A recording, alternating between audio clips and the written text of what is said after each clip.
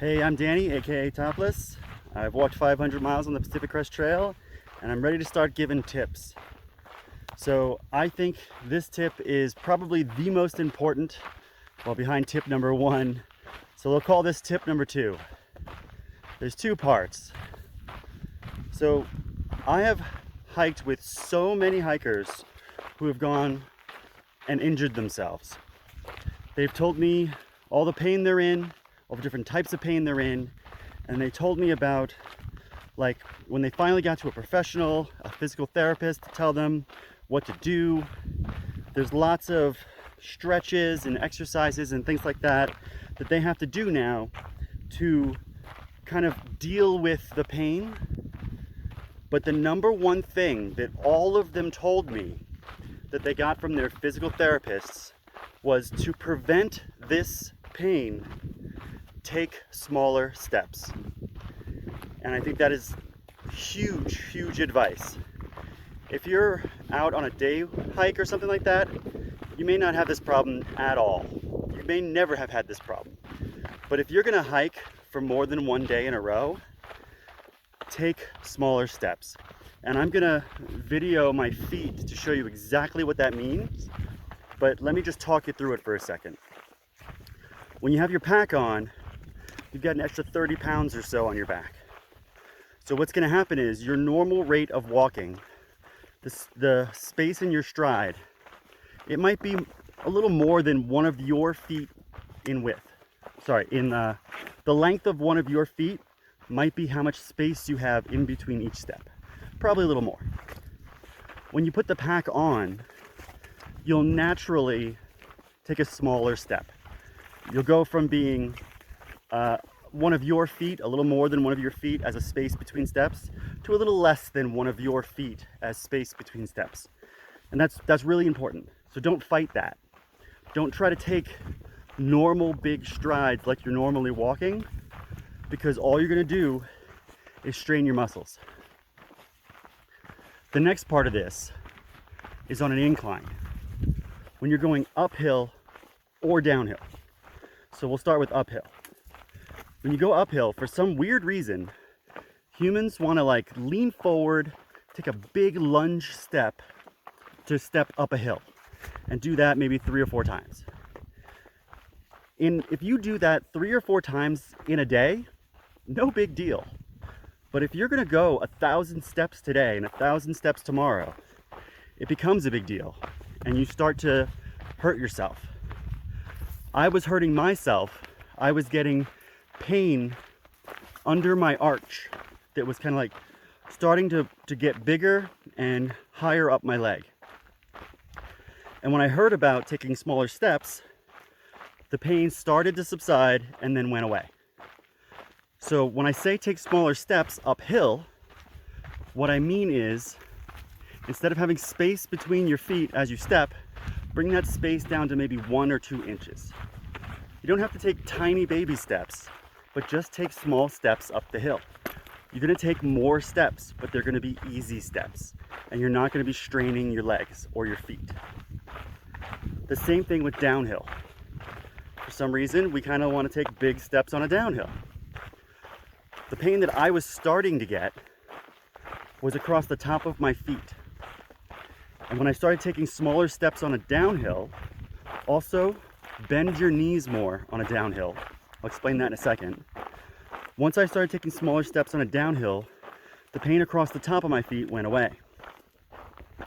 And again, what that looks like is the space between your steps, bring that space down to like 1 inch. Bend to your knees is important on a downhill because there's more impact. Gravity's bringing you down. So if you don't manage that impact on your knees and your ankles, after 1,000 steps, your knees and your ankles are gonna hurt. So bend your knees a little more, take smaller steps down a hill. And the way I think about it is I kind of glide, if that makes sense. You want your shoulders here. Right now I'm just stepping, right? I'm stepping. You can see the camera bounce. I'm gonna just kind of take smaller steps. I glide. My shoulders kind of stay the same level. My whole upper body just kind of floats. And because I've bent my legs, it makes that possible.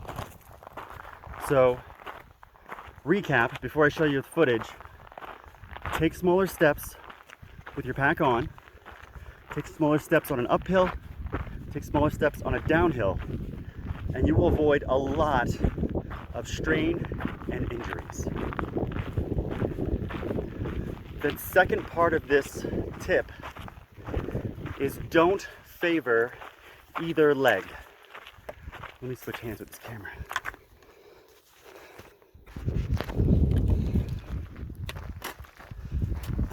So,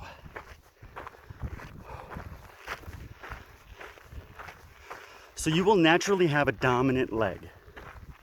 And you probably don't even know which one it is. I'm left-handed. It turned out to be my right leg. The way I discovered it was I started getting pain in my right leg only. And it started to feel like shin splints. And I learned this just about the time I learned to take smaller steps. So I'm not sure if the smaller steps solved it. Well, I think the smaller steps solved the shin splint. And I think what I'm about to say solved the one leg has pain. So what you need to do is recognize which foot you naturally step up a step with and naturally step down a step with. Because what happens is, subconsciously, you'll come up to a step or a rock or a root or whatever, and your feet will subconsciously line themselves up such that your non-dominant foot lands at the base of the step so your dominant foot can step up. And that's great, except for when you do it, hundreds of times in a day for many days in a row. So what you have to do is, first of all, recognize that you keep stepping up or down with one foot, like your lead foot, and then just start alternating. You just have to be conscious and consciously start alternating. Okay, I'm going to step up with my left foot on this one, my right foot on the next one. And if you're not sure what it was last time, I would say try your non-dominant foot, because you probably did a bunch of steps that you forgot about with your dominant foot. So that's the description of all that. Now let me show you what the feet look like. Okay, normally when I walk, I step about this far, right, without a pack on. With a pack on, I step about this far. So it's a little bit less, about one of my feet space in between my feet. And so it just looks like that. Right? So when I go up or down a hill, I step this far, right? I'm not doing baby steps. It's almost the heel lines up the toe. Sometimes it's about an inch between. And then I just keep doing that. And I go a little faster up or downhill. So it's like, and remember, downhill, bend your knees, very important.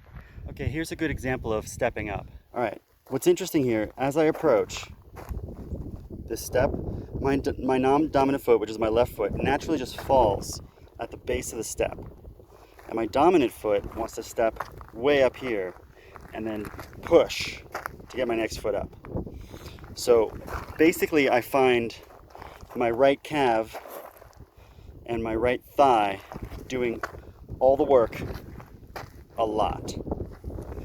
So what you have to do is you have to start getting more conscious about getting here and bringing that other foot right here so you can alternate. Also, what I was saying earlier about taking smaller steps, instead of stepping way up here, step here. So if I do it correctly, I come up and I realize, oops, wrong foot. I take a small step, and a small step all the way up this hill. Okay, now on the way down, it's the same thing. Naturally, my brain puts my left foot here, so my right foot, my lead foot, can crunch down here, and that's a hard impact on my ankle and my knee. I do that over and over again, I'm gonna get hurt. So first of all, I wanna take smaller steps, so I'm gonna come down here, and I'm just gonna keep walking all the way to the end. I literally will do this sometimes and just creep down these little steps. Let's do that again. But in this example, what I'm trying to show you is come down lower, then take your step. So you're not impacting your knees so hard. And get in the habit of matching your feet and consciously alternating.